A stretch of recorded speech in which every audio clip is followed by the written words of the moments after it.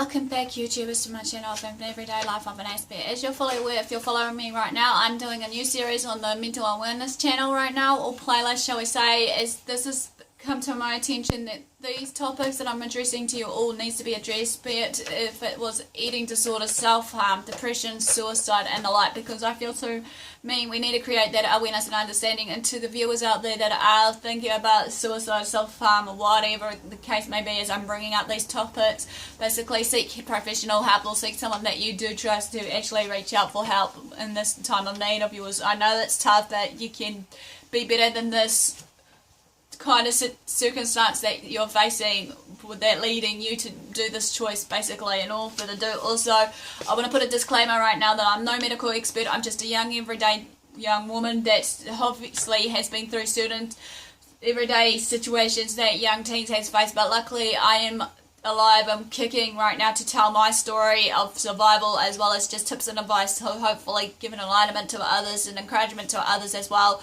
hopefully, so that they don't make the same mistake, obviously, for the ones that has in my life left me, you know, hanging basically, left with their choice of basically, you know, ending their life early, which, you know, sad reality. But like I said, it's an epidemic, it needs to be thing.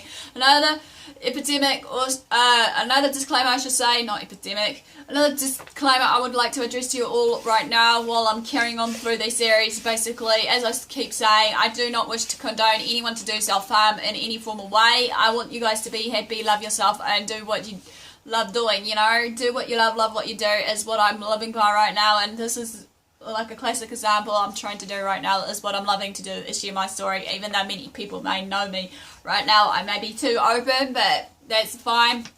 Too open, too honest, that's me. But, you know, I feel in all further ado though, it needs to be addressed, of all these everyday topics that needs to be addressed. So in all further ado though, I have in the earlier in the piece been saying for this eating disorders is the definition of it, of my uptake of how I understand what eating disorder is defined as, even though medical experts, journals, what have you, define it as in every different meanings, like every other, you know, terminology that we want to look up for, you know, as well as also I brought up 4 or 5 parts of the series of the types of eating disorders, some that were not obviously aware that is existing, and then the last one was obviously the eating disorder not only specified, which basically I am hopefully to do more research and actually give you more information if you want more on that. But in all further ado, if you want more information onto what I'm researching and gathering up, I can gladly give you guys the references, hopefully in one of my video comments below with the descriptions, basically. So feel free to, you know, check it up, you know, to follow through what I'm reading from. Some are from the New Zealand website that I've been following, as well as the American website, even though many people will argue with me, Karen, we're not in America, rah, rah, rah. Whatever the case may be, I might get the slap on the knuckles, but that's fine, because everyone's entitled for their opinion. And all for the do also, basically, some of it, just to be aware, as I said earlier, you got to just be aware, some of it may be a bit repetitive, sounded familiar in certain bits of topics I've been sharing, be it self-harm, depression, the like, because obviously, as we know, some of these things will correlate in the conditions, you know, with similar symptoms or trigger signs or causes, what have you, that sends alarm bells to us, basically, to hopefully pick up that, wow, something's going on here, we need to, you know, do something about it. But in all further ado, welcome back to my channel. And for the ones that don't know me, I'm AspieAnswersAll, and as I said, I'm talking about right now, and the next part of the journey of the mental awareness playlist is basically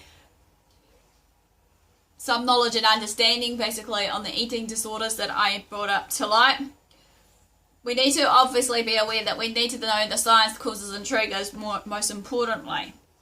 I'm just hoping that in some way this will be a form of support to you all, encouragement, alignment, whatever main purpose it is for you when you landed on my channel. I'm not, like I said, here to judge. I'm here just to see my advice, tips and whatnot, but I'm no medical professional, you know. So if I give out some of the information that's just based on my experiences of what I've been through in my life, this is, you know, for certain people that may have shared what they felt worked for them that could be of benefit to others. So I'm being a voice, pretty much, hopefully saving other people's lives in the process.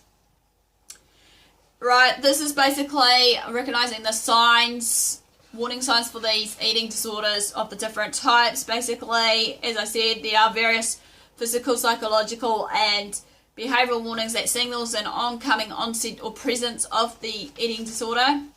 They may display many range of symptoms, or some may not, however, at all. People with eating disorders will behave in different ways due to this process of the, warning signs that we see about, basically. Sometimes, again, based on everyday, things, they'll be in denial like anybody else, when it comes down to they think that they're not the problem and all that, but this is like a form of a disease, I call it, as well as an epidemic, pretty much. And that it's a sad reality that, like, finding out, certain people that was in my circle that, after reaching out to some of the ones I tried to talk to or just get to know some of them, I didn't realise at the time were really sick due to their eating disorder and some other, miscongeniality of certain other predispositions of disorders that came about. But as I said before, we can't always assume and judge until we really know what's really going on. So we need to approach people with care and try not to assume or think the worst of them. Regardless, we need to know that basically that there's something wrong while this is happening, and we need to question too, like I said, what has caused them to do this, knowing their triggers, why it happened, how it happened, what was going on in their lives, how we can actually solve that problem for them, or not for the, how to solve them for them, in a way of pushing that solution so quickly onto them. But hey, as we know, basically, the choice is theirs, so therefore we need to be aware of that. And also, now, as I'm going to share these warning signs, symptoms, you need to be aware of these and have a real alert on your senses or feelers or whatever, so that you can act straight away, so that, we can save a life.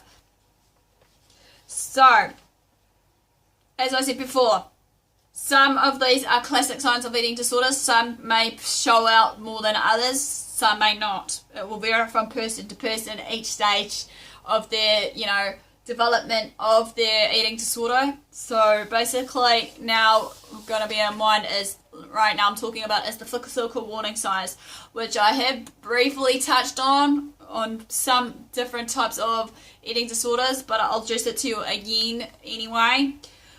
The physical warning signs to look out for are as follows. The rapid weight loss is number one. Number two is maybe the frequent weight loss that's changing so rapidly to the point, they're self-starving, and basically you realise that, they're not eating their meals or they're skipping meals or whatever the case may be.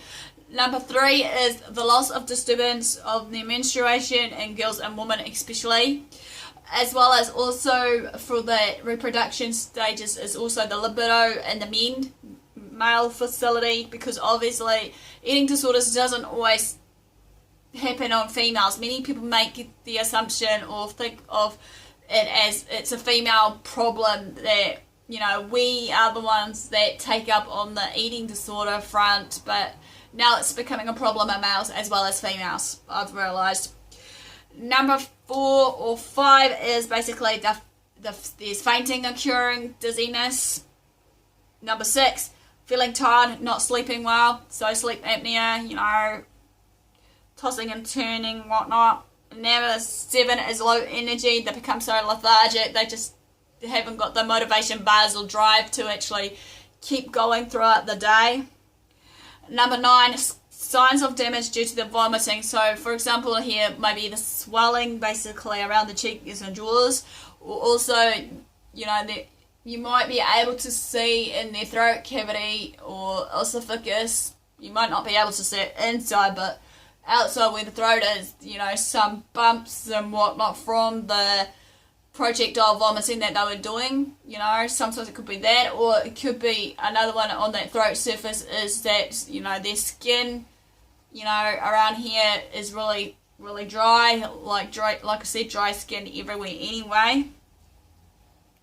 They may end up showing calluses pretty much on their knuckles, damages to their teeth, pretty much, you know, staining, or even just, you know, their shape of the structure of their teeth has gone out of whack. That sign of bad breath, conjunctivitis, and then another one for the physical is basically they're feeling cold in all seasons, not just in winter. They'll end up wearing, obviously, winter weight clothes on the scale of basically wearing them in summer with long sleeves, and you may think, oh, it's been hot in the summer, and you think, what the, you know.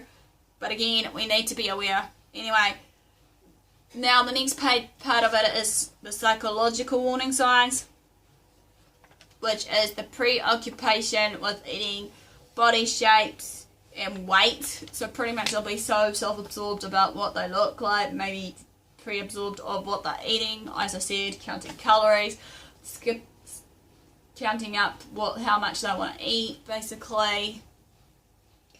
Also, another part of it is also for this is basically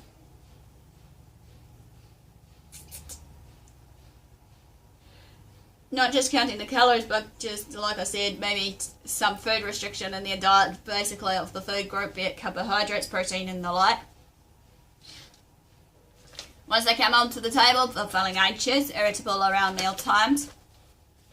Again, number 3, they're feeling out of control around the food. 4, black and white thinking, rigid thinking about food, good and bad kind of thinking. 6, the distorted body image sort of thing. 7, using food as source as comfort. Sometimes it could be out of boredom, stress, anxiety, panic attacks, panic disorders. Number 8, using food as punishment, refusing to eat due to depression, stress-related problems, or other emotional reasons. And last but not least is the behavioural warning signs to address to you all. Some of these are hard to detect, as anorexic sufferers are really good at hiding their own behaviours around the food, etc. So what we need to be aware of in this part of it is, number 1, dieting behaviours, the fasting, counting out the calories, as I said before, avoiding certain food groups. Number 2 is eating in private, or just avoiding food situations in general, or avoiding meals. Number 3 is frequent trips to the bathroom, basically. Number 4, evidence in binge eating. You know, like I said before, they're leaving wrappers behind, containers behind, basically. Number 6, vomiting or using laxatives, enemas, and the like. Number 8, changing in clothing style, or just changing in their sense of how they look and the way they close up and close down.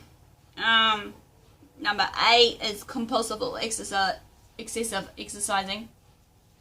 Number 9, changes in food preferences, so that some people may think that they're just being fussy eaters, but then again, they may not like the taste or texture in their mouth of certain foods, so they'll avoid it completely, to the point that, you know, as again, self-harming themselves in a way. Number 9, obsessive food rituals, for example, chew slowly, cutting their food into smaller pieces, you know, so it then tricks the brain that they're really full and whatnot. And then again, the last but not least is the secret behaviour around food. Okay, to end this, basically, if any of these signs and symptoms are familiar to you, you know, seek professional help. Otherwise, you know, because like the sooner the better, obviously, so that you can get better. And like anything, you know, love yourself, love what you do what you love. Thanks for watching, thanks for your support, thumbs up for the like, basically. Comment below to share your stories, or just comment below in general. I like to have a bit of feedback. Feel free to share my videos, and also basically, as I said, subscribe to my channel for more updates, what I've been up to, or just weekly updates of these ones and more that's going to come out on the piece of my channel, which I'm hoping to share more of what's going on. So, and all for the do, guys, thanks for your support, thanks for watching, and I'll see you all again soon.